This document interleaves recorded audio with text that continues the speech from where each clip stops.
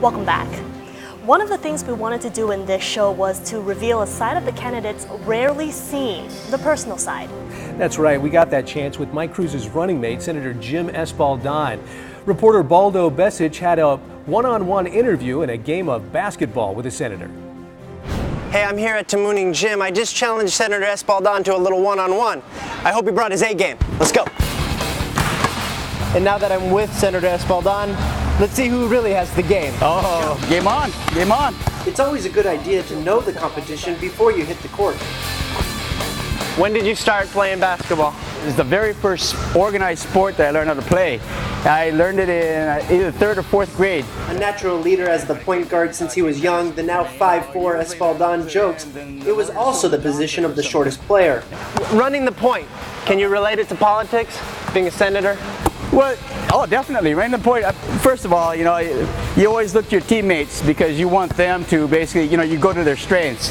So you look for the guy who's open, of course, and much like in politics, you really, you can't do it all yourself, right? Espaldon credits his father for those skills, the late Dr. Ernesto Espaldon. My father said, well, if you're going to get involved, right? And if there's a lack of leadership or if nobody wants to do it, then you have to step up to the plate. Yeah. You also never let us forget that each of us has a mission on this earth, and it's up to us to find it, right? And when you find it, that is the way that you give back to the community.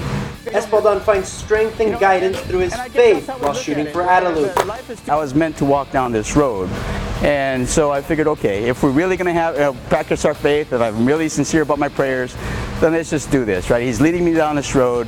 I have no fear. I just don't want to look back, and I don't want my kids to look back and say, should've, coulda, woulda, and I didn't. I caught a glimpse of his personal side. Now it's time to see if he can back it up on the court. The Cruz Espaldon team has a little more promise than the Besic Espaldon basketball team. Calling us rusty would be an understatement. Well, with the way we play, we could be here all night. And you got a debate to get to. So we should say goodnight now. All right, we're good now. Yeah, I had to miss all those shots just to make sure you had a chance. And now I feel better about myself. Yeah. We'd like to thank Senator Espaldon, and we'd like to thank Tamuning Gym for letting us stay here. Thank you. For Guam News Watch, I'm Baldo Besic. Espaldon's direct political competition tonight is Senator Ray Tenorio. The record shows Tenorio as a lawmaker who strives to keep children safe and to make government work for Guam. But he may face questions and criticism from those who are concerned about his last-ditch efforts to grab power from colleagues at the legislature. Senator Ray Tenorio is one of Guam's most productive senators. Using his experience as a police officer, he has written legislation to protect children from internet predators, increased the penalties for drug crimes in drug-free zones like schools, and extended the statute of limitations on crimes against children. We've done everything from making literacy part of an adequate education to indicting people based on their DNA marker for cases of criminal sexual conduct. Yet for the diverse issues he covers in his bills, Ray Tenorio has one goal. My platform has always been prevention through education. I come from a police background. My thing was trying to prevent crime from occurring, and the genesis of prevention through education is that if we educate our children and we educate our people, we make them productive members of our community, then hopefully they won't revert to a life of crime.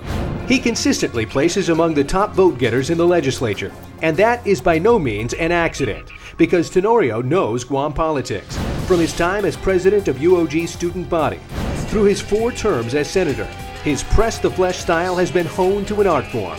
Of course, reaching out and touching people and being social in that way has a big impact on your relative popularity or likability in the community. While popularity may get him elected, Tenorio is very capable of standing firm on the issues he believes in, like rebuilding JFK. Back to the core issue is, build it now. No more excuses, no more contracts, no more court cases. Get out of the way of the students so they can get their education. Build it now.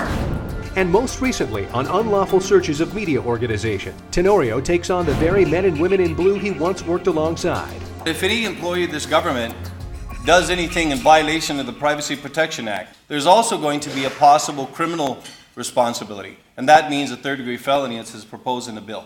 If you get an illegal order, if your superior says do something which you know is wrong, which you know is illegal, then you're going to be responsible for that act, even with a warrant.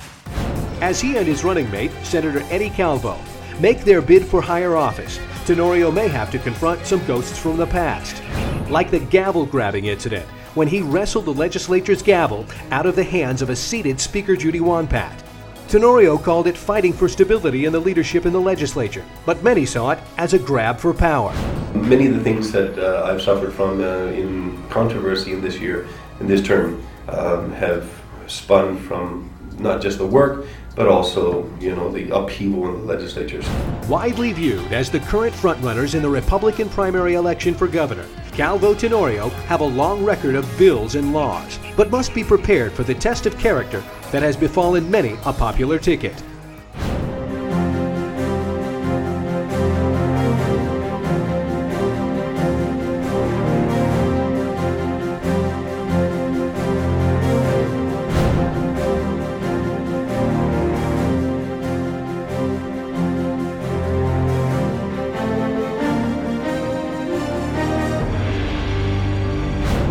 I want to know what they're going to do to prepare for the military buildup.